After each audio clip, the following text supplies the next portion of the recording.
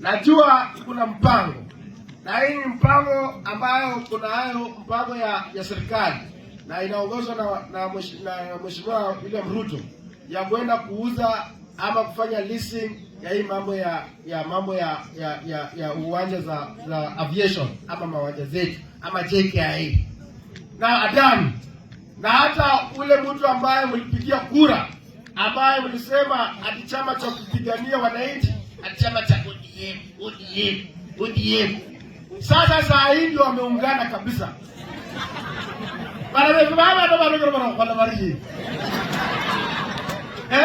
Saa hii hata pasta amesema hapa ati ya kwamba sisi wabunge saa hii tunaabudu rais. Ni ukweli na pesa.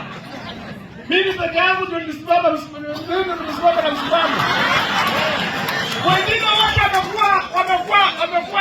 wamekuwa watu sijui wanatumia akili ama wanatumia nini. Mimi nataka niulize wabunge ya kwamba tukumbuke ya kwamba we were elected by the people and members of parliament were independent. Tuko na CDF ya kuleta maendeleo katika eneo zetu. We are not supposed to worship the president. And in fact we should be the ones mwenye sisi ndio the boss wa president, he should be coming to us. Sio sisi kumwabudu. Ati akileta tu impeach Kasagwa wanaleta wanasema yes. Wakileta mambo ya Adani ndio hiyo tena. Ndio mimi tunataka tuseme leo ya kwamba sasa hivi tunajua the court ruling imetoa maamuzi ati wa form the bench. Wanataka tena kupitisha kama ile maneno ambayo wameleta hapa ya SHA. Hatuwezi sasa hii NHIF haiko inakuuma wewe Mheshimiwa Rais. Haiko inakutuna mahali unasema tutoe NHIF tutoe haraka. Wananchi sasa hii umetoa ile, lazima tukue na transition process. Uwezi toa NHIF leo alafu unaanza kuambia watu waende wa register SHA nini? So lazima tuambiane ukweli. Sasa watu wetu ati sasa mgonjwa ako hali mahututi, alafu unasema stima, alafu unangoja sijui dakika ngapi ndio uhakikishe generator. Si unataka mgonjwa akufe? Wangeregister hii NHIF, watu wakiwa bado kwa NHIF wanaweka kwa SHA.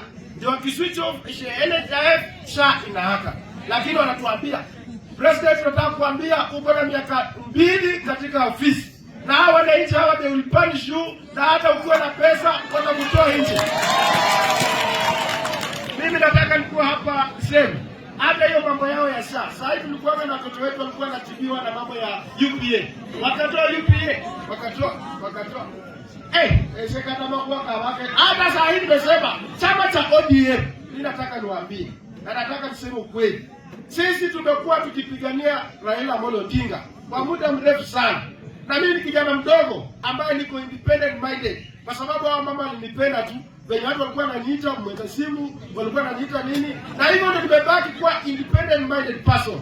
Nataka niseme sisi kama Waluya na tukiwa hapa Western, barabara zetu zote ambazo zilianzishwa na Uhuru Kenyatta zote zilisimama.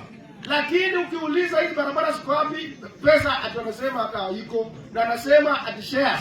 So tunataka kusema kwamba chama cha ODM kwa sababu mmefanya sisi kuwa wajinga wenu.